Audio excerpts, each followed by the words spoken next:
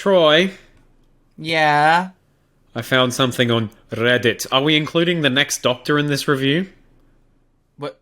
Yeah, maybe, I guess. No, I don't know. Are we? They gave it a 4 out of 10. Do you agree? No, I don't. I don't agree with that either. That's the intro. Done. I do not, David Morris, see their point at all. Oh my god! That wasn't a bad. You need to make that a sound in the soundboard. Maybe. If you're lucky. Make it right now. Okay. Okay, here's the trick, Crispy. I'm going to roll the intro, and by the time the episode starts, that's going to be a sound on the soundboard. Okay? Okay, I can try. Alright. Roll the intro!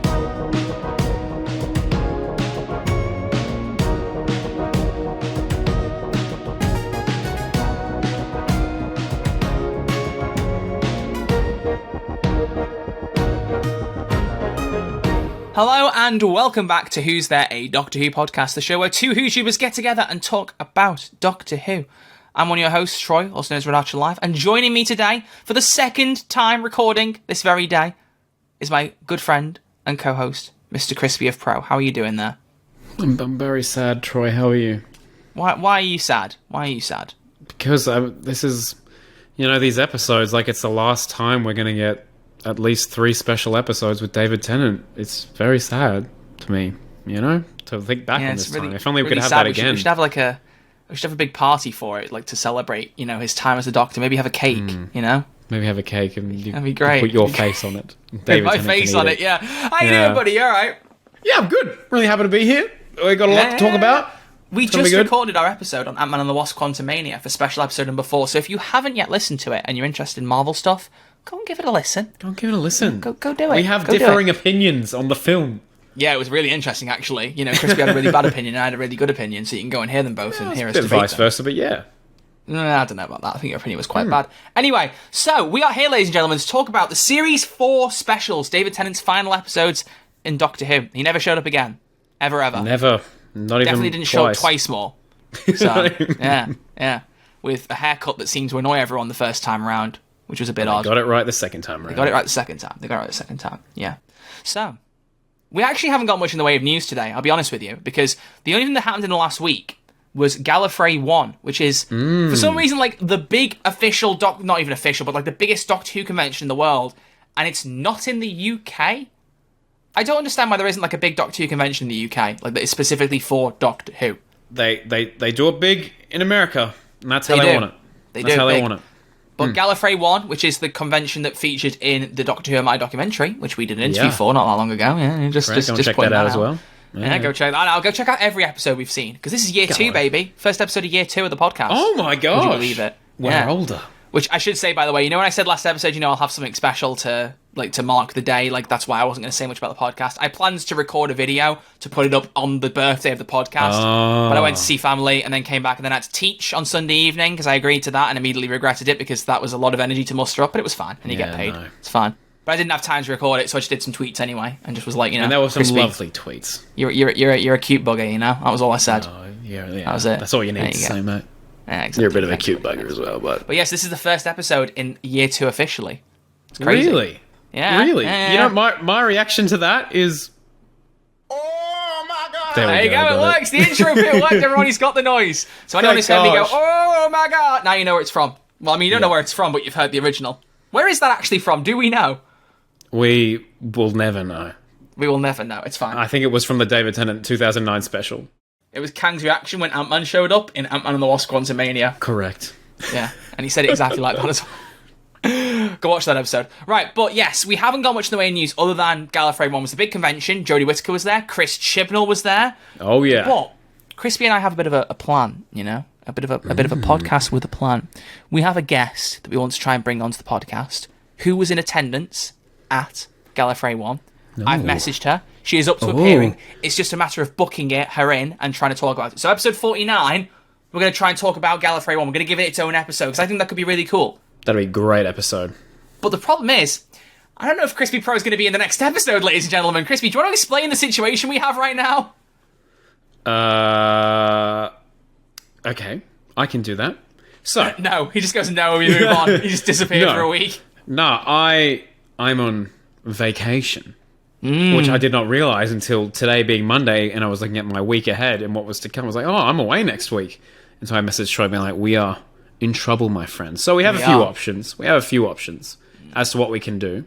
But if we take a week off, don't be surprised. No, we'll try and we're not too sure. Yeah, there's basically 3 options. And the problem is we can't really leave it to the audience so much, because I think one of the options might be decided before this goes out. Because I've messaged the guest with an opportunity, and if she can agree to this, we can go ahead as if nothing's happened. But we can give you a poll for the other 2 if you want. But the option 1 is that we record the episode this week. I've offered one time that works for the 3 of us. Well, for us 2. I'm checking if it works for her. If it does, we'll record early. We'll be sorted. But if not, either we can do what 50% Doc 2 podcast does, when one host can't make it, get a guest on, and I just chat to our guest, me to her, or we take a week off and wait. But so it's a balance between, do you guys want a week off? Would it also mean the dust has settled too much from Gallifrey 1? Because by that point, the con will have been 2 weeks ago when the episode comes out. It'll be 3 weeks if you leave it even longer. So let us know if you have a preference. Are you happy for us to take a week off? Would you be okay a week without Crispy? I'm weird about it because it's our dynamic that's so special, but maybe we'd be okay for a week without it. I think you'd be fine. I can you call say in that, but as I'm well. scared. I'm I scared. can call in. I'm scared. We'll see what happens. We'll see what happens. So we'll see. So it's going to be a mystery next week. We don't know what's going to go on, but then for 50, it would be funny if we did have an episode without you, because then you could say you came back for the 50th. You could be David Tennant. Exactly. Yeah. There you go. Who, speaking of, that's who we're talking about today. So we're going to talk about our poll, which ties directly into the episode. It doesn't work better. And then we're going to go straight into the main topic. Because literally, unless I'm forgetting something, there has been nothing in the way of news. We talked about the shooting at we're filming stuff last week. Oh, there was some big Finnish stuff, I believe. Was there? Yes. I thought we were going to get away with that noise for one blooming week. There's the news ding. I believe, I haven't got any source in front of me, but they announced some of the guest cast for the 50th anniversary, 8-part audio adventure that they're going to do. The 50th? Wow, they're doing that in 2013. I mean, the 60th, gosh damn it. Ah, you cheeky boy. They announced the whole Paternoster gang are back. Michelle Gomez is doing some stuff. I can't remember the rest, but they announced a bunch of names. Jackie Tyler's in it. Jackie Tyler, yes, that was one of the big headlines. That was the big one. But yes, there you go. Tiny bit of news. Tiny bit of news. Okay, you had to let there be something. Honestly, disgraceful. So moving on from that, last week on our poll. Well, I say last week, it's actually 2 days ago for us. We asked you which of the Series 4 David Tennant specials is your favourite. On YouTube, I had to say ignore the abbreviated names. For some reason, the YouTube poll only lets you have 14 characters. Oh, it's so annoying. It's so stupid. So we couldn't even have the Next Doctor, because that was one character too many. So the options on YouTube were Next Doctor, Planet OT Dead, Waters of Mars, End of Time. Couldn't do the thes or of the. Very annoying. But the options were the Next Doctor, Planet of the Dead, the Waters of Mars, and the End of Time. Put the End of Time as one overall story. Yeah. I had a pretty decent idea of the trend of this poll. What do you think the trend's going to be, Crispy? I haven't seen the poll at all. So what do you think the trend will be? What's going to win? Is it going to be a battle? One going to sweep? What do you think? Let me think. This is blooming music. This is a hard moment for me. I think Planet of the Dead all the way down the bottom. Okay. I think Waters of Mars will take it out. End of Time in between. That's what about the Next Doctor? Nah, stuff it. That's lower than Next Doctor Erasure from Crispy Pro. Erasure. Wow, okay. Nah, well, ladies and gentlemen, here we go. Are you ready, We'll see what happens. I'm ready. Which results do you want first? Anchor or YouTube? YouTube. Oh, Anchor. Okay, so our Spotify votes. There are 23 votes, which for 2 days is still pretty good. So thank you. Brilliant. The Next Doctor, unfortunately, didn't get a single vote. Planet of the Dead got 9%, so that's, I think, 1, maybe 2 votes. The Waters of Mars got 43%, and The End of Time got 48%. You're joking. The End of Time actually ever so slightly swept the poll on Spotify so far. That could change not have by the time I edit expected this. that. But at the minute, End of Time is winning. Whereas on YouTube, it's more like what I expected. Yeah. The Next Doctor is again in last with only 4% of the votes. So they're all the diehard David Morrissey fans. Appreciate you. David Morrissey is great. He's brilliant. Planet of the Dead has 6%. Oh, wow. Then we jump up to The End of Time with 33%. And sweeping the poll, as I expected, is The Waters of Mars at 58%. That's brilliant. There we go. That's great. There we go. That's great. Exactly what it should be. Episode, exactly what it should be. Yeah. Very, very good. In today's episode, we are looking back on the Series 4 specials with David Tennant. Like we said, we wanted to just do series after series after series and then look at the specials separately, but the way it works, Crispy's great little idea to do the 50th anniversary specials for the 50th episode. We're going back on that a little bit. So we're doing these specials this week. In 2 weeks' time, the 50th specials. Then, as of April onwards, we'll go back to every month a series review, because then it means we can do the Series 13 specials in October, and then perfectly in time for the 60th of November. We've planned it perfectly. Podcast with a plan. A plan, baby. A plan. And so how about you mix up Crispy and... I was just going to say, for this week, it never hurts to put David Tennant in your thumbnail. It never. Doesn't. It's not a bad thing ever. So it's never a bad thing. We put David Tennant in all our thumbnails for limitless stuff. It gets lots of views, Exactly. The views, you could say, were limitless. Oh, Troy, and then he sups. He sips. He sips his cup. He sups. Just maniacally there. Beautiful. Beautiful stuff. Nothing maniacal about it. It was quite calm, actually. Why I'm glad that you maniacal. carried the audio while I did that. Thank you. Even though I don't know what supping means. Yeah, I don't know. Is that just walking into a room and going, sup? Sup. What is it? I'm a big supper. Oh, I like a good supper. I love supper. Yeah. I'm hungry. What is this conversation? Anyway, so I figured what we could just do before we get into our discussion is give some time to our anchor comments, because we've gotten a little bit bad at reading some of those recently, and I want to make up for it. I've got a pair of scissors in my hand. I don't know why. Crispy, do you want some scissors? No. Get them away from me. You don't want scissors? Oh, okay. Well, Get them away from me. Do you know what I would like, Crispy? I'd like my room to be a bit darker again, because it's gone bright. It was fine for Ant-Man, but it's not for this, Yeah, it's not Waters of Mars, it's 42. Are you alright there on your phone, buddy? I'm looking at the anchor responses. I know. I was just making it sound like you couldn't be bothered. I was already giving up after 5 minutes. It's disgraceful. So, we have 5 comments, but I'm going to give one specific shout out immediately to Caddy. Caddy Delith. I really hope I'm pronouncing her name right. I'm pretty sure she said, it is Caddy. But so... Oh, she said, don't bother with Delith in her email. Whoops. Or if you can't be bothered, Paul. Yes, this is from Paul. But Caddy noted that she sent us an essay a little while ago about the Waters of Mars.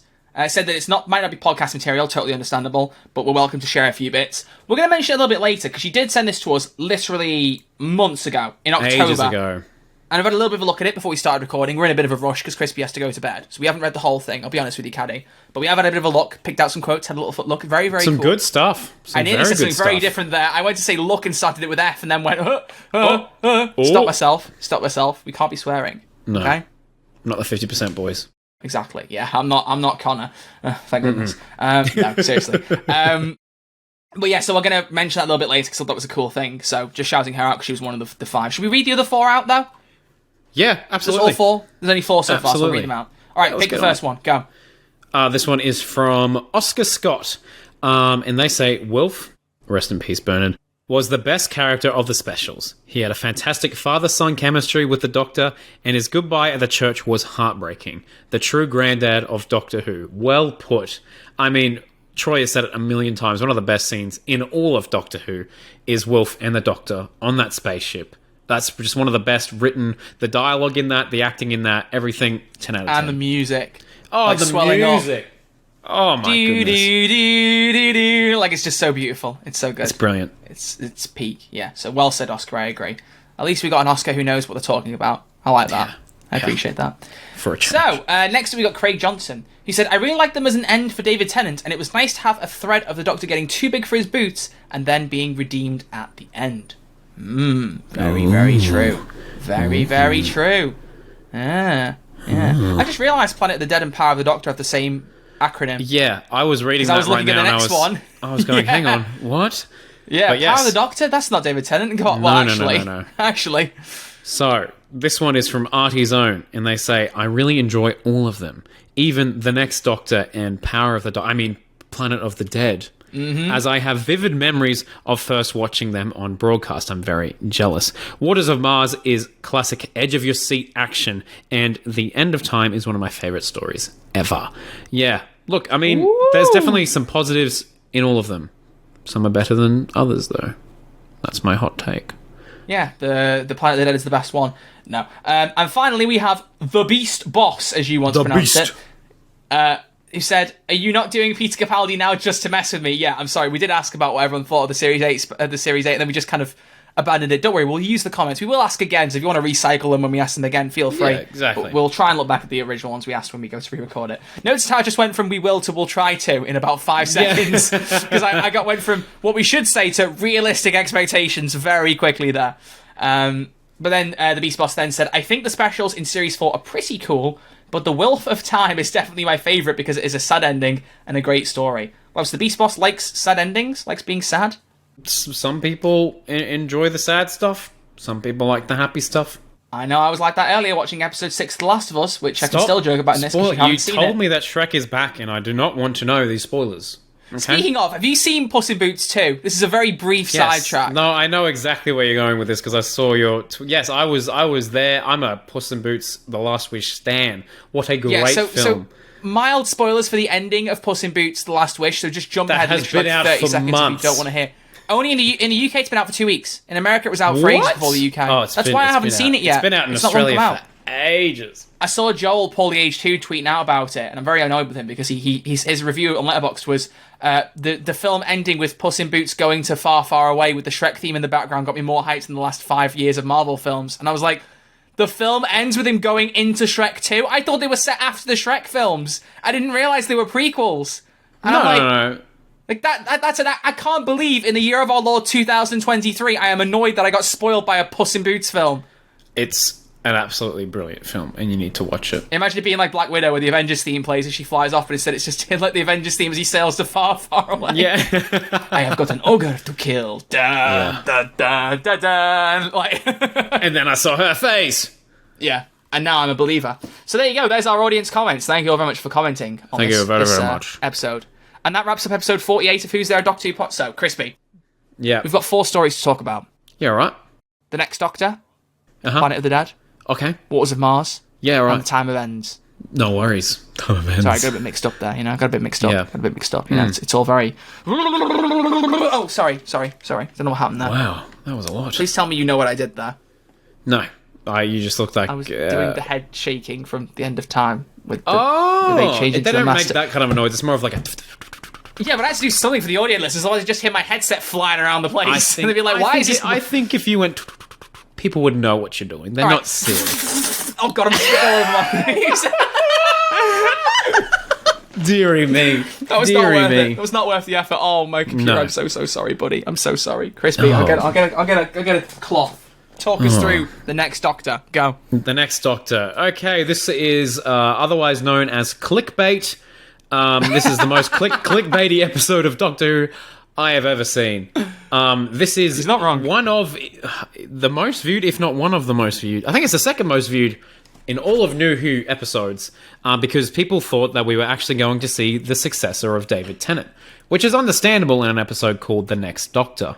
Mind you, if it did end up being David Morrissey, I would not have seen any problem with that. But overall, as a story, it's fine. It's very run-of-the-mill. I enjoyed the little aspect they have. The Cybermen, I don't know how I feel about them in this episode, but it's a fun time, and it's the last episode to be shot in standard definition.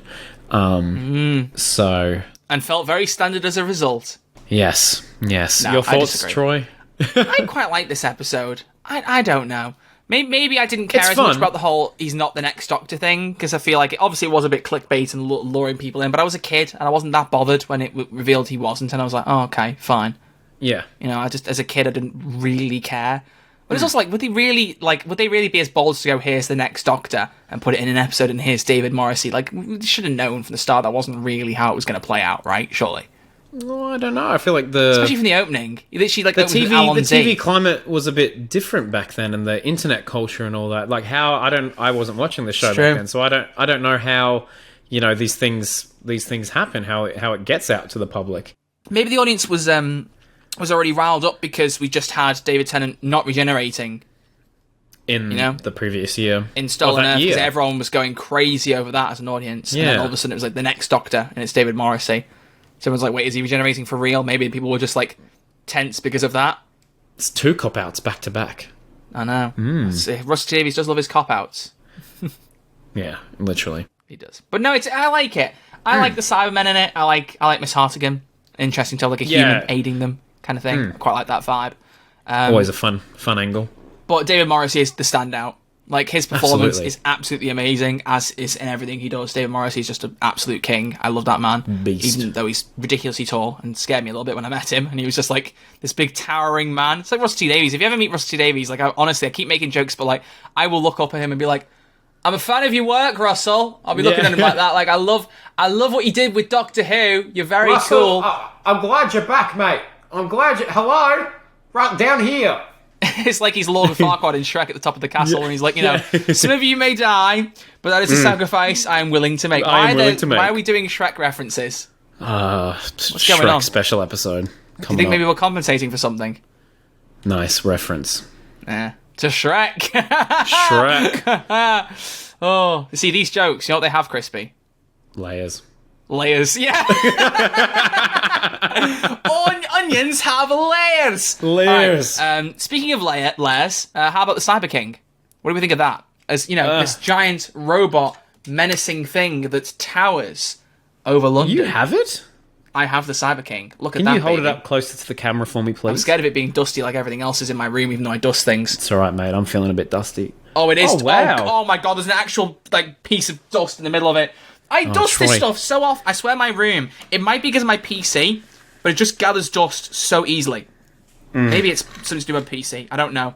I dust this room so much, and I just looked in the light and saw the dust then, and I want to be sick. I'm so embarrassed. It's alright. It looked fine to me. But everyone in the well- comments, please make direct reference to how disgustingly dusty the Cyber King is. Yeah, Thank in you. the episode, not in my figure. No, not There we in go. Troy's real life. Now it's Come on, much guys. better. There you go. Look, Crispy. Oh, wow. He does look cool. Cool I as didn't that. realise how small his head was comparatively. Yeah. And if you actually look really carefully, you can see Miss Hartigan in the head. Can you? No. Oh. Got you there, buddy. Got you there. You Got you there. pranked me. I will say the only bit of the episode that I think is a little bit goofy is when the Doctor clears her mind when she sat in that chair. Yeah. And like she just screams and goes, ah. Like there's some really she makes some really weird noise, and the Cybermen just stare at her, and it felt like a bit weird tonally. Not in Yeah. you're pulling a face like it was rude. I don't mean like that. It just she made some weird screams, and the Cyberman stared, and I was like, what's going on? And the music was also a bit goofy in that one little Yeah. bit, and then she blew everyone up, and I was like, okay, fine. But it just pulled me out of it for a second there. She was like, look what you become, and she was like, ah. It's like that video of the guy who's like, I still love you. Oh, yeah? I was just, it's a weird little moment. But overall, as an episode, David Morrissey steals the show and elevates Yes. it. I think we can both agree on that. Also, one of the most underrated bits is just David Tennant opening a door, a sad man being there and going, okay, and then just slamming the door in yeah. his face again. Is a That's good great bit. little bit. I love that. Reminds me of Gray and Ryan's dad. Oh, yeah. I was nope, shut door. I love little mini comedy bits like that. You just broke my chair. Golden. That's my chair. Golden. You just broke my chair. Yeah. That's my chair. Oh, broke my chair.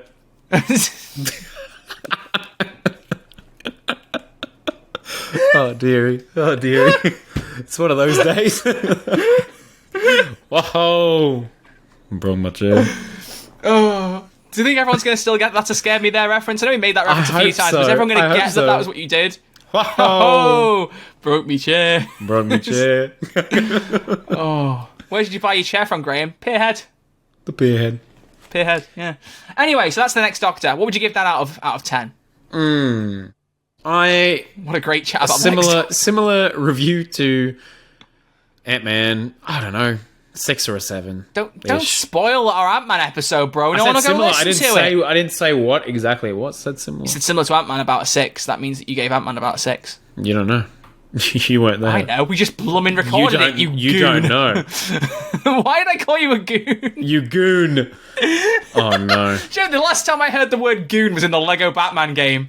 Last time I heard the word goon was watching Scooby-Doo. Riddler's Goons. The joke is goons. Oh no. Goon just sounds like a really weird word, you know? Goon is a strange word. What happens if you Are you Google looking the up the word goon? definition? A person hired to terrorize or beat up or kill opponents. Wow. Well, you my do terrorize me. Goons are killers? Mate, the only thing I'm killing is this review right now. Yeah. Boom. That was terrible. Boom. Speaking of things that are dead, moving on to the next special, Planet of the Dead. That deserved aired an award. in That was Easter. really good. Thank you. Easter 2009.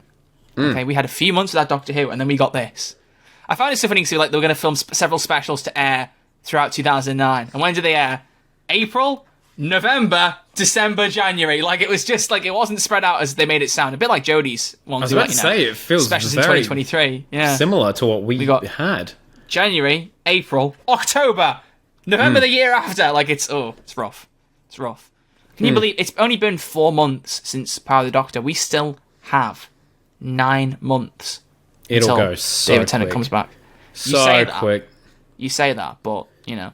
We're going to be huge by then. We're going to have 10 million subs by that I don't want to point. put more weight on, thanks, Crispy. I don't want to be huge. Neither. Yeah. Exactly. It's a bit of a deep moment. So what do you think of Planet of the Dead? This is a really weird episode. I feel because we're actually trying to structure it more this time, episode by episode, rather than just going, what do you think of Series 6? It's alright, isn't it? Yeah, cool. It's alright. Moving on. It's alright. It's alright. Yeah. This episode, Planet of the Dead. I remember this was one of the first ever episodes I watched of Doctor Who. Would you believe? You went from James Corden to Lee Evans? Yep. I think I watched The Lodger, Pandorica Opens, The Big Bang, and then there was nothing. I had no idea that Christmas specials existed or anything like that. So I went to the library, and I remember getting The End of Time, Planet of the Dead, and maybe Series 1 or some, like a disc from Series 1 or something. And I remember watching this and being like, whoa, like, this is fun. This is a great time. I was like intrigued by the flying bus. I remember being like, well, that's some Harry Potter nonsense right there. That is really cool. I don't know why I really thought you were going to swear then. The flying bus. Flying bus. Yeah, you know what I was thinking there. Like, I really thought, because your Australian accent, you could say it like that, and it sounded a bit like that, and I was like, I swear this podcast is just constantly me thinking you're going to swear. One day you actually will, and it will stun the world. You're the streamer. You swear far more than me, I think. Right? Moving on. So, what do you think of everything else beyond that? You know, what do you think of Michelle Ryan as Lady Christina D'Souza? Yeah, I think she might have been the highlight of this episode for me because she's pretty goofy. She goofy. I thought they made her a very full character. I really liked what they were going with. You know, she was a thief, and they addressed that, and the Doctor was like, "Bro, you shouldn't be doing that." And then at the end, I thought they were going to just like ruin their relationship when the Doctor's like really harsh to her. But then I think he gives her the keys to the bus. I was like, what happens at the end there? I can't remember. Yeah, so she asks to travel with him, and he goes no, which I love. Yeah, that's right. That's right. And then he unlocks the bus for her to escape on to save her from getting arrested. I mean, he literally lets a criminal get away on a flying bus. Well, it kind of ties into David's arc because he's like, you know, he's going through this Time Lord. Oh, no, he's not. He's not Time Lord victorious yet, is he? Well, he has just been told he will knock 4 times, so he's beginning to fear for his life. I think he's going through his, I don't want to travel with companions anymore because I'm really sad because they all die and forget me. Donna forgot. I don't care anymore. Where? Which works on that level. I mean, David Tennant in this episode, and all of these specials, is great, probably especially End of Time, we could say. Yes, very good. Very good. That was good. I love that he could turn his glasses into sunglasses as well. That was pretty epic. That was epic as well. I loved the location shooting on this. I thought that was really well done. They could have very much just filmed it in a Cardiff studio, but they were like, no, we're going to go to Dubai and do the damn thing. Yeah, they went to Dubai. They filmed in real sand. Yeah. And the reason I don't like sand. It's coarse, it's rough, and it gets everywhere. And rough and irritating, and it gets everywhere. Yeah. But the reason the bus is all dinged up there was because they had to transport it over there, and when they tried to transport it to the filming location, it arrived beat up. So they wrote into the script that when it went through the wormhole, the bus got beat up. Would you believe? Wow, yeah, I see. To ensure the desert scenes looked as realistic as possible, the production team filmed in Dubai for 3 days, sending several props, including a 1980 double-decker Bristol VR bus, to the United Arab Emirates for filming. After a shipping container unintentionally damaged the bus in Dubai, Davies rewrote the script to explain the damage in the narrative. That's crazy. Called adapting. I'm pretty sure that was in Confidential. I think that's where I saw that. Yeah, I don't know where that's credited on here, but this is as per Wikipedia. Very interesting. Very interesting. Yeah. So, yeah, I really like Michelle Ryan. I love the 10th Doctor. Like, his stories kind of, you know, he's like, I don't want to travel with anyone else. I do like that idea. It's an interesting narrative to explore in those specials. You get a little bit of that. You know, because there's like, despite it not being a full series, you got to have some kind of through thread. So, you know, for Jodie's specials, it was Thasmin. For Matt's specials, it was, I guess, Gallifrey. There are only really two. Yeah, you could say so Gallifrey. It's difficult to have more thread for him.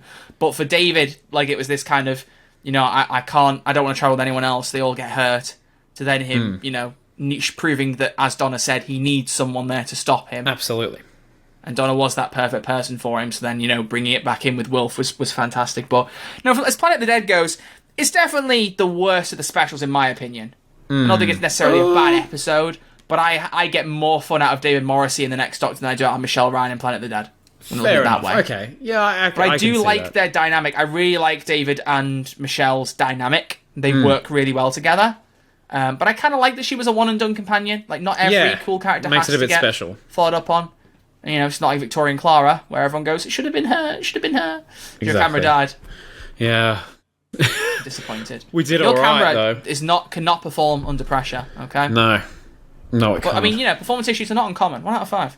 Exactly. Shrek references, Avengers references, we're doing everything. We're doing everything.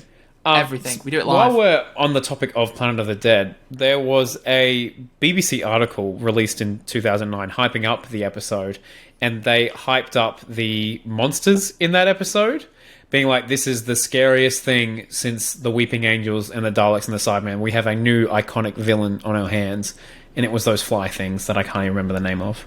The Tritavores. Yes, those. But they're not even villains. I know. They're like... They're just flying about the place. They were hyping them up, being like, they're the new big bad. What? Yeah.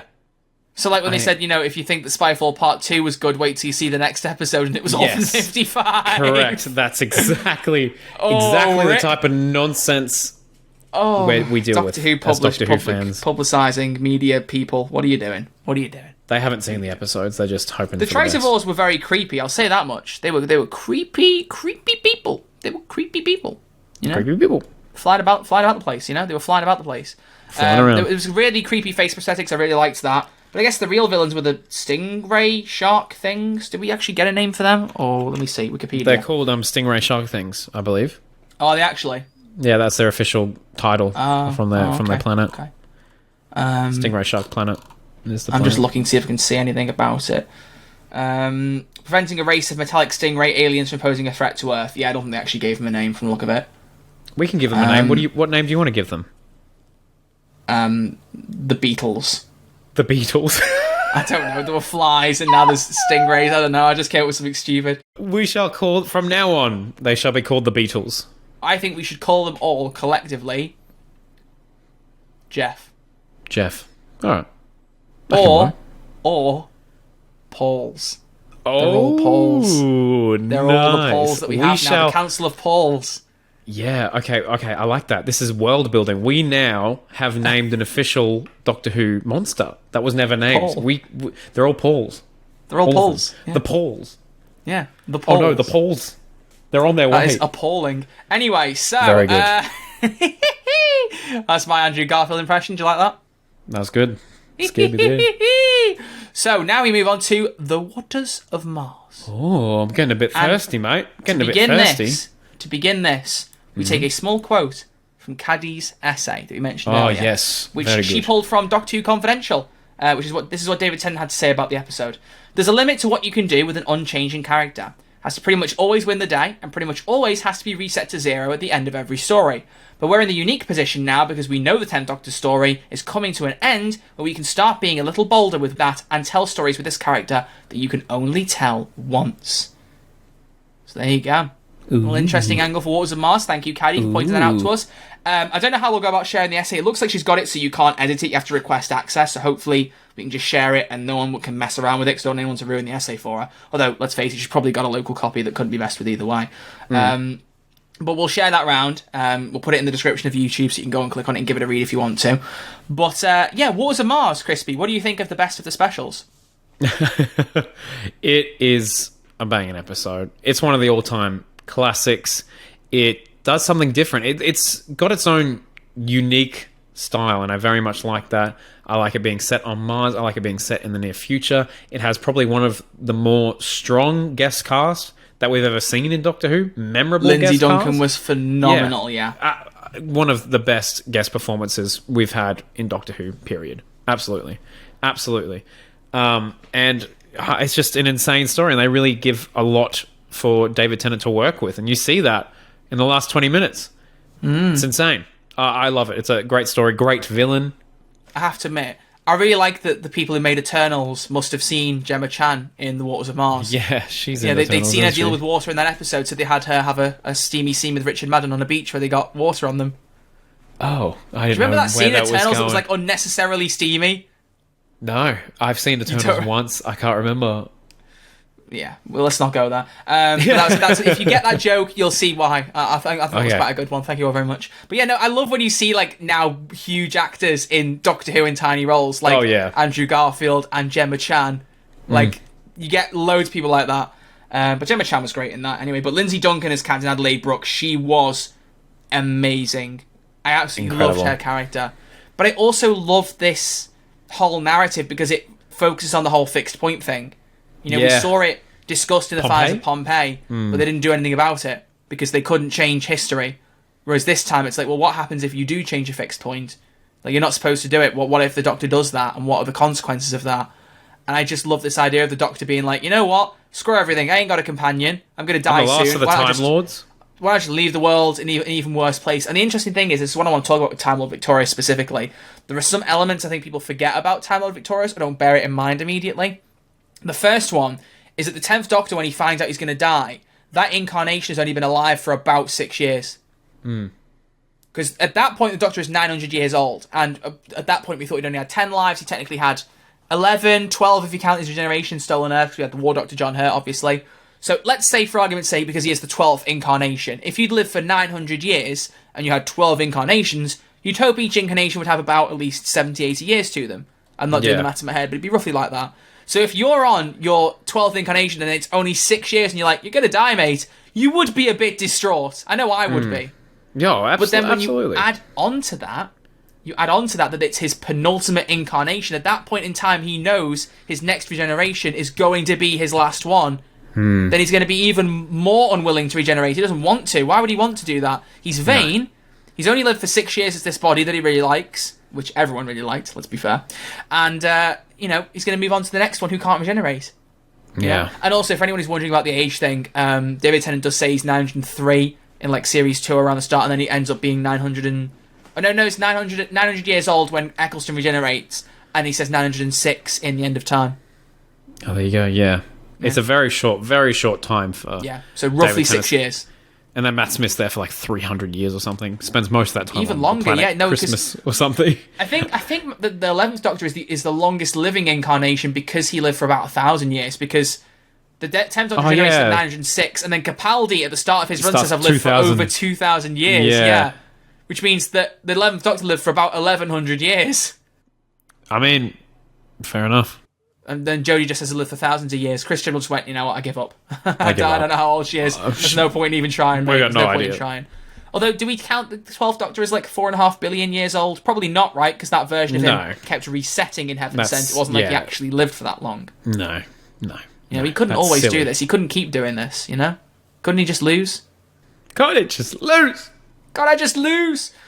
So that's why the Time Lord Victorious thing is such an interesting thing to me, and I think it's extra layers that maybe people don't think about so much sometimes. What do you think of the water as a villain?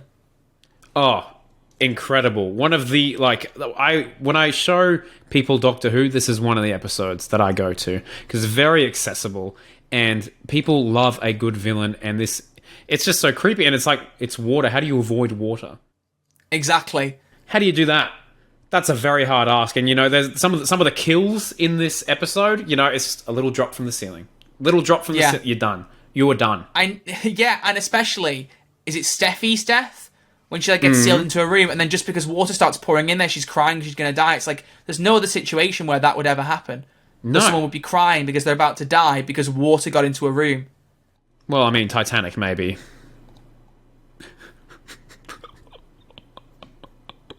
You're never going to let go of that, are you? Sorry. You won't get that joke. I still can't believe you haven't seen Titanic, by the way. No, never seen it. You have to watch it, and you have to watch it soon. I know how it ends. Watch it with your girlfriend. No. Why not? Has she seen it? Spoilers. Probably. I don't know. Well, there you go. So she's got better taste than you have. Oh, there you go. But yeah, and it's kind of...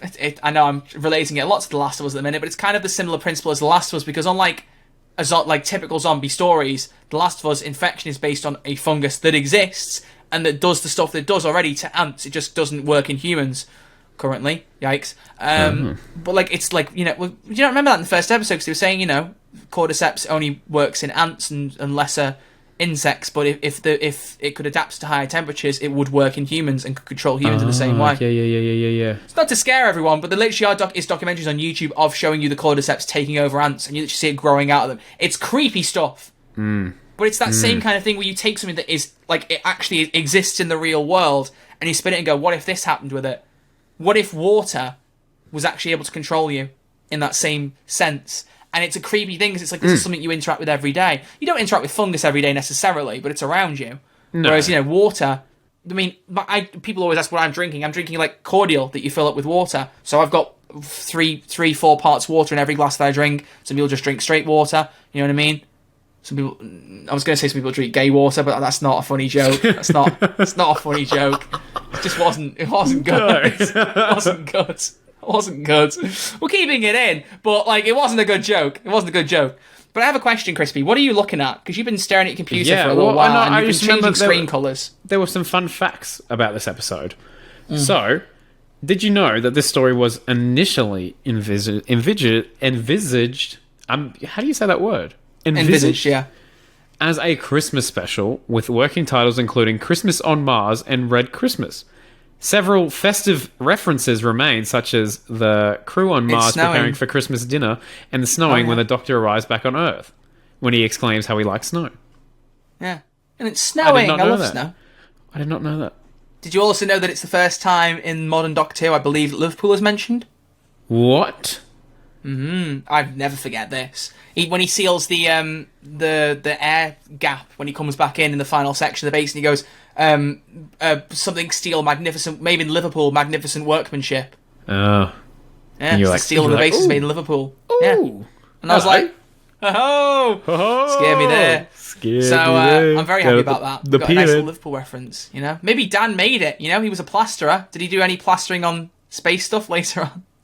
Yeah, I still found it so funny that Dan was, the plasterer, we never knew. John Bishop said on an interview that his name was Dan and he was a plasterer from Liverpool, and he apparently got railed by the BBC for saying that much, despite A, him being revealed in Liverpool, in a Liverpool video, he's a Scouse actor, and B, the plasterer thing was never mentioned in Doctor Who, ever. Which I find weird. I find very strange. It's so odd.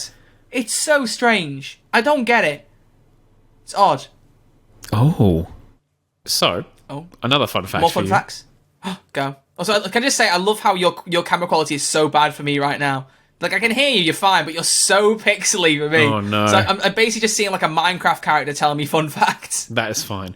In a deleted scene, the Doctor suggested that the Ice Warriors were unable to defeat the Flood and fled the planet as a result, explaining their absence. Did they mention the Ice Warriors in the episode? He does, actually. He does mention the Ice Warriors briefly, I was going to say, during the scene where they're looking at the crack in the ice. Yeah. Yeah. Which, by the way, I love that connection. And it's one thing I've said before about what I love about Rusty Davies' stories, the connection and acknowledgement that the Earth has lived through these alien invasions and that they remember them, because she notes when the Earth moved across the universe and the Daleks are flying around, and the Dalek that saw her through the window looked her up and down and flew away. Which... The only issue I have with that bit, and you've probably thought it too, and I'm sure a lot of other people have. Yeah. The Daleks in that story are going to eliminate the entire universe, right? The entire universe is going to die. Every human being, every other creature, right? But that Dalek looks at her and goes, she's a fixed point in time, I can't kill her, I've got to fly away. Well, doesn't that Dalek then immediately know, if that's the case, that they're not going to win against everyone else? Because the Dalek just flew away and went, I've got to preserve time and keep this woman alive, because in 50 years she's going to go to Mars. But the Dalek, that's the same Dalek that's like, we're going to kill everyone in 2 hours, you know? Like, it's a bit odd. He felt embarrassed. He was like, oh, who's gonna break it to Davros, huh? We're not gonna do this. Who's gonna break it to Daddy Davros? Yeah, I'm guessing the idea is that the Dalek could sense it but couldn't sense what was up and decided not to kill her. But because the way David Tennant words it in that he says, I think the Dalek knew, it's like, if it knew, then wouldn't it have been more worried about their plan failing, the reality bomb having a bit of a lead balloon effect? He would have. You know? He had to bite his tongue. He was like, "Oh, I can't say anything." Daleks don't even or else have I'll tongues, get bro. How do exterminated. Daleks even speak? I don't get that. But their little brain. Remember, they're hooked up to the thing. Yeah, but I mean, when they're not in the suit, I mean, Dalek Khan wasn't connected to the suit and was just like blobbing and flapping through about. That, It was like, then it's just the doctor is coming. Actually, maybe that was Andrew Garfield. Maybe The doctor is coming. You need to make Andrew Garfield laughing on the soundboard. You need to put that on. We're there gonna as well. run it. We're gonna run out of space. I'm kidding. We can. How many scroll slots have you pages. got left? Infinite.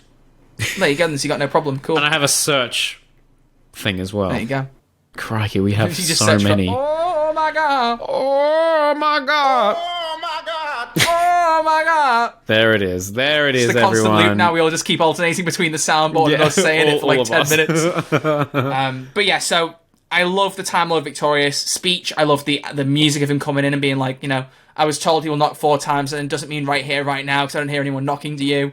Although, I don't know if I've ever told you this, but little fun fact about me as a kid, when the Flood knocks 3 times on the door, and he goes, Yeah. 3 knocks is all you're getting, my silly little brain as a kid thought that meant, wait, that's 3 knocks, that means he only needs 1 more knock now and then he can die. Oh, he ran out of knocks. Yeah, I thought it meant like you'll hear 4 knocks, and once you've That's heard adorable. 4 knocks, you're dead. That's So so I funny. presumed 1, 2, 3. Okay, so all he needs is now for 1 more person to knock a door, and he's going to fall over and die or something. Wow. So he arrives in London at Christmas, and Wolf just goes, "You're right, Doctor," and he goes, "Ah!" Has a heart attack and just dies. 1 knock on the TARDIS door, bam. Even if I change, it feels like dying, and then he just goes on the table and he goes. So I did think that was what was going to happen. So Yeah. I'm very silly like that. But You're a speaking silly of boy. speaking of Wilf, speaking of moving on, although Waters of yeah. Time, actually we didn't Waters of Time, we didn't give a score to Waters of Mars or Planet of the Dead. So what Okay. score are you giving? Did we give a score to Next Doctor? Actually, you gave a score, but I don't know Yeah. if I did. Okay, you give a score then. You said 6 for Next Doctor. I'd probably agree, 6 or a 7. Planet of the Dead, I feel about the same, 6, 7. Maybe. Probably 6. Yeah, about 6. Yep. Yeah. Waters of Mars on though, that. 10. Oh, yeah. Oh, 10. yeah. It's pretty damn near perfect. Maybe 9.5. That Stolen Earth plot hole with the Dalek annoys me, but it's not enough to ruin the episode, so No. I'd still give it a 10. No. Still give it a 10. And it's one of the very few plot holes I have a problem with. You know I don't care about plot holes, or I just don't notice You them. don't. You don't. Come out of Marvel films, everyone's like, hey, you know, plot hole, and I never noticed them. I'm better with continuity errors. Yeah. Still, the best one I ever spotted, and I said that to you, was Fear Her. When he opens the jar, puts 1 finger in the jar, Oh, that's 2 right, fingers yeah. in, and licks them. The camera goes to Rose and goes back to him, who's only suddenly got 1 finger in his mouth, so you can He's just gone tell real they were quick. separate takes. Yeah, To anyone who hasn't seen it looking back on Series 2, enjoy that. You'll never look at Fear Her the same Yeah, way if you ever watch exactly. it again. But now we move on to the end of time. Crispy. Oh. It's the end, but the moment has been prepared for. So now we go with the most important question to begin with. Okay. Which part is better, part 1, part 2? Ooh. That's a tough one. That's No, a it's very not. tough one. No, it isn't. What? You're going to say Part 2 is easily superior. I really like the vibe of the first one. Oh, The don't first get me part. wrong. Both episodes are phenomenal. I give them both at least a Yeah. 9 out of 10. But I just enjoy part 2 more. Oh, yeah. For the scene on the spaceship balcony.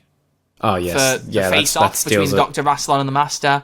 For the way they did the farewell to the 10th Doctor. No other Doctor's had a farewell like that. No other Doctor will ever have a farewell like that again, I don't believe.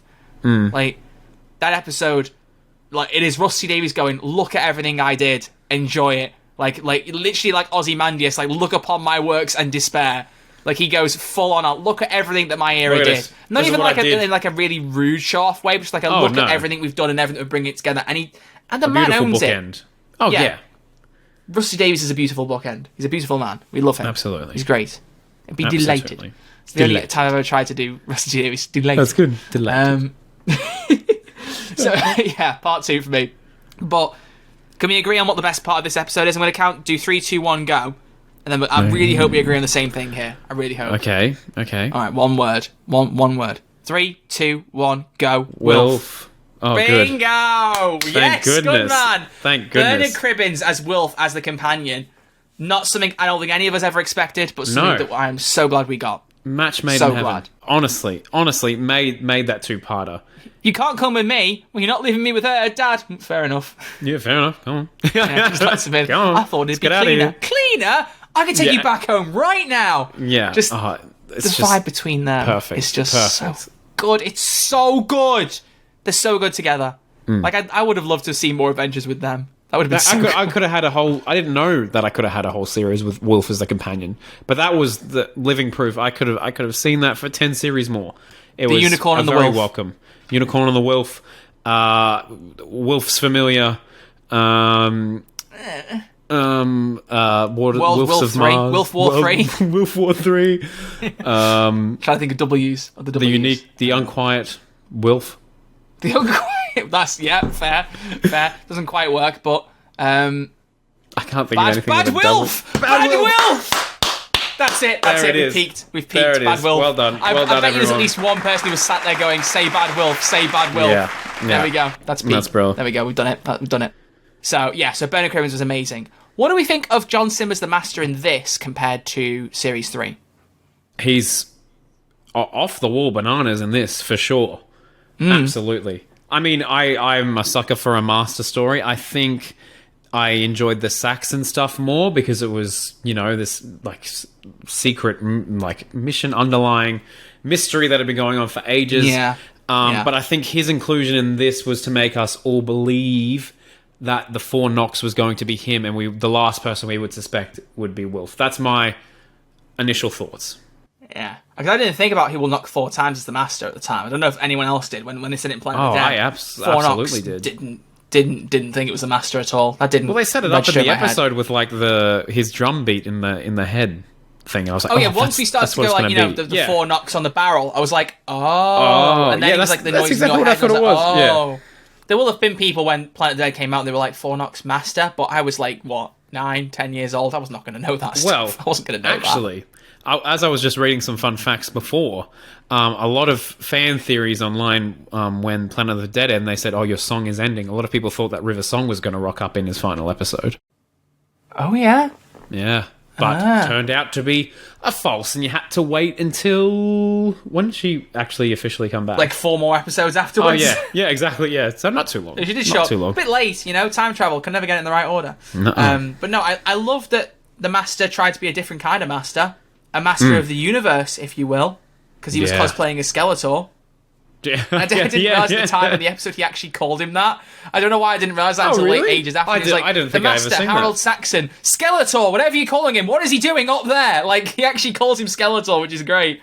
Because he does look very Skeletor-esque. But I love, he's just basically even more manic. He's got that manic energy of Harold Saxon, but he hasn't got the cover story anymore. He hasn't got that guise. No. And so he just gets to run wild. Veil you has kind of get lifted. these 3 different versions of Sim Master, don't you? You get like the maniacal guy that's hidden under the facade of the Prime Minister. Correct. You get the guy who's lost that disguise, died and came back, and is basically just kind of manic at this point. And then you get the older, grislier, more refined Master who's been that version for a long time, matured, and is devious, hiding, again, under a guise, but less maniacal in that sense, and more just old, gritty, and a bit crazy. You Gosh, get he's 3 good. different iterations. Yeah, he's John Sim, man. The man has range, you know?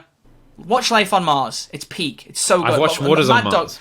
I need to watch Mad Dogs again. I'm so desperate to watch that show again. I think I mentioned it to you briefly. Yeah, you have, But, you have. Yeah, with Mark Warren, who was in Love and Monsters. Philip Glenister, who... How has Philip Glenister not been in Doctor Who? We have to have this conversation. Do you even know who Philip Glenister is? Yeah, he's the brother of Paul Glenister. Of Robert Glenister. Yeah, that's what actually, I it's said. Robert who played Edison in Nikola Tesla's maybe we Night of have Terror. talked about this. We have. I know we definitely have, because I've talked about this before, and Philip Glenister should have been in Doctor Who. He was at London Yeah. Film and Comic Con last year, and it was one of the ones I didn't go to, which guts me, because I would have loved to have met that guy. I would have loved to.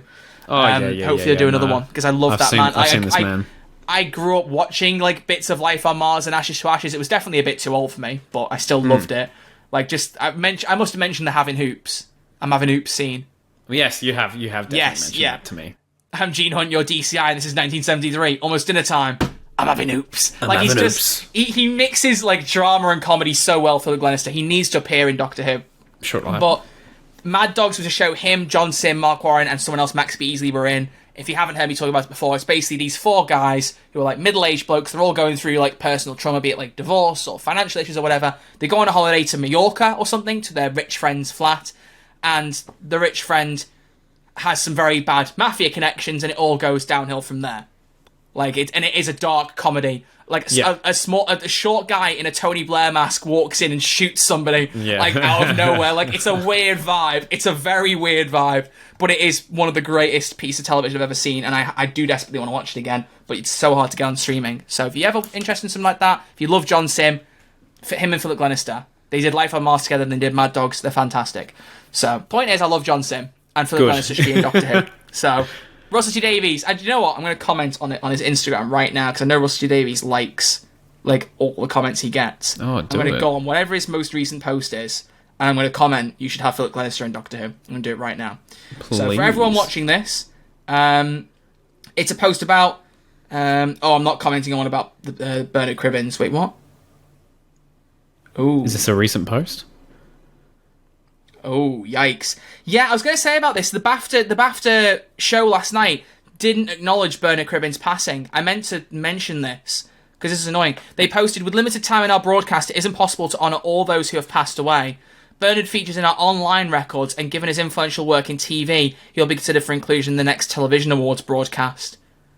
Oh. And Russell Davies shared that and said, it's fair enough to remember Bernard Cribbins at the TV BAFTA and not the film. To say he's been considered is the work of an idiot. Yeah. He should just be there immediately. Yeah. That's weird. Not good. So I'm not commenting on that one. I'm going to the one underneath that says "You and Me" on ITVX from February 23. I'm going to put, "Hey Russell, just wondering if Philip Glenister will ever appear." I'm doing this right now. Will ever appear live on the air in Doctor Who? It's criminal. He hasn't yet. And I would love to see him feature in Series 14 with an eye emoji. There we go. With two eye emojis. There you go. I saw you checking your watch there, but this is an important cause, okay? This is an important cause, okay? Maybe you'll like it before the episode finishes, but there you go. All right, so we've got a bit of time left. We've looked at the audience reviews, so let's wrap up our thoughts on End of Time. Okay? What do you think of the overall plot? The Master pops back up, we got the Time Lords. Like, what was that all like to you? Because it was one of the first things you saw, right? Yeah, it was. I had no idea what was going on. Yeah. But I loved it. Why is James Bond in this? Yeah, I had no idea. But I think it's a great story. I mean, I think I've said to you before on this podcast that I always think that the what do you call it? Transformation effect is a bit goofy. Bit goofy. Yeah. But overall, I think I really enjoy the darker tone of these episodes. I like seeing the Time Lords in distress, Doctor in distress, and seeing the lengths they'll go to. And I mean, David Tennant's just phenomenal in this, and you know, it's a beautiful bookend to the Russell T Davies era. I'm glad they got to include Catherine Tate as well. Always a welcome inclusion. But yeah, just a great story all around. Thank you. Yeah. And I think what's so special about it is if you've watched it in order, which you obviously didn't, so sorry, hate to rub it in, but like, watching it in order, like, you don't get much of Gallifrey in Russell Davies' era. No. Gallifrey isn't even mentioned by name until The Runaway Bride, and you don't actually get to see what Gallifrey even remotely looks like until The Sound of Drums, Series 3, Episode 12. Like, he describes it in Gridlock, but you don't see a visual of it until Sound of Drums, when he, like, sits back and describes it while we're all having chips. I want chips now. But actually, I'm going to go to chips later, so that's great. Woohoo! So you don't get much information. And so you suddenly jump from a few mentions, a name drop, and a little bit of a visual in Series 3 to all of a sudden, all the Time Lords are coming back, and you get to see Gallifrey in ruin, and the Doctor's reaction. The Doctor's reaction is so good, because I love that we have this whole 5-6 minute scene of Bernard and David. As I said, one of the best scenes of Doctor Who being like, I won't take the gun, I won't shoot the Master, it's not who I am. And the second he knows Gallifrey is involved, he's like, right, give me that gun, I need to go. Oh, like, we gotta do it. Like, that is how you know, just from a facial expression, and action, and also the musical cue, because when the music goes like dead dramatic, like you just know immediately stuff's going down. It's going down it's right serious. Now. I love that Bernard sits there, he's like, "That's good, isn't it? That's your people." So he grabs the gun, he goes, "Okay, clearly it's not good." So it's a very well set up story that builds on the fact that we haven't heard much about Gallifrey in 4 series, and then goes, right, we're going big for the finale, we're bringing them all back, and also you apparently meet the Doctor's mum. Just mentioning that. Yeah, the woman who keeps appearing to Wilf, who is the weeping angel of old. Yeah, like that was confirmed by Russell Davies off like behind the scenes or something that it was. He Doctor's was mom? like, yeah, I think that's what it was, but it's open to the fans. But that's what it was Yeah. written with the intent of being. Which is a nice touch. Was a nice Yeah. touch. I'm glad they didn't spend too much time on it, because it would have been a bit weird, and you would have felt like you'd been robbed of an interaction between them. Yeah, exactly. So leaving it open-ended is better that way. But fantastic. And yeah, Wilf being responsible for his death is just... Oh. And what do you think of, obviously, one of the best bits is obviously his speech as well. I could do so much more. Yes. Like, have you always liked that speech? Were you not a fan? Because some people really don't like that speech. No, I always I found out later through reading online and, becoming a part of this Doctor Who family over time, that people were not a fan of that characterization, because you're like, mate, you're fine, you're regenerating. But, part of Ten's whole arc is that he is very vain. And likes it. He doesn't want to die. No one wants to die. Yes, he's coming back, but they say it still feels like death. So I always understand it. And if any actor's going to pull off that scene, David Tennant's a sure bet. Absolutely. And it almost is like the result. It's like watching him have this Time Lord victorious arc that reappears and then disappears in that speech. Yeah. It's like, I could do so much more, but I like the idea, and I don't know whether it was someone said it behind the scenes, but I like the idea that even from the start of his speech, he knows exactly what he's going to have to do. He knows what he's going to do, and he knows he's going to do it. He's just throwing a bit of a temper tantrum before that because he doesn't want to die. It's not like he's saying, right, I'm actually going to leave you, and then goes, no, I better save him. He knows from the very beginning he's got to save Wilf. Wilf's fate was never in question. No. But he's like just having this big emotional turmoil, All the stuff I can do, everything I can do, and this is my reward. I have to die in a radiation chamber. Like, it's a rough thing, and it's an excellent performance. And then the one other thing I will say is, was I the only one who thought that when he died in that in chamber, we were going to suddenly see Matt Smith pop up in that booth? No, I didn't think that would happen. I think so many people did. I think that was because he obviously like clutches his head and like wraps up in a ball, and we knew Matt Smith had been cast. We knew he was coming. But we obviously hadn't seen the regeneration energy. I wondered if because of the way he died, it was going to be slightly different, and suddenly he'd pop up and have Matt Smith's face. I genuinely did think that, and then he popped back up again, and I was like. And there's a lot of reactors who do the same thing, like, wait, what, he's okay? Oh. And then he does the, it started, and you're like, oh, okay. Here we go. Here we go again. Which just, like, I've never known, the phrase, it started, has never been more powerful and more, like, upsetting. We know what's going down. Than in we any know what's show. happening. Which, to be fair, in modern Doctor Who, I'm trying to think if who's actually said it. The Ninth Doctor never said it. He's like, I'm doing it now. The 10th Doctor said it started. Actually, he said it twice, didn't he? Oh, no, he said it's too late. I'm regenerated. The 11th Doctor didn't say. He did say it started. He did. Yeah, because he went, it started. Can't stop it now. This is just the reset. That's right. So he did say that.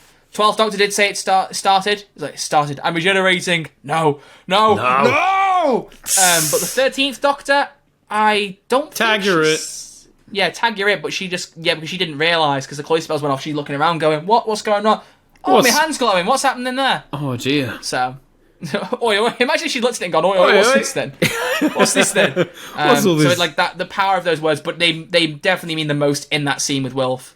You got Valet de Chem playing, which, in case you don't know, I think I've said before, but is Italian for farewell 10 or goodbye 10. That's why it's called Valet de Chem. They're singing in I think it's Italian. Like the songs of old, the Weeping Angels of old. Beautiful. But one of the most beautiful pieces of music, Valet de Chem. So good. It's great. One of the best Murray's ever done.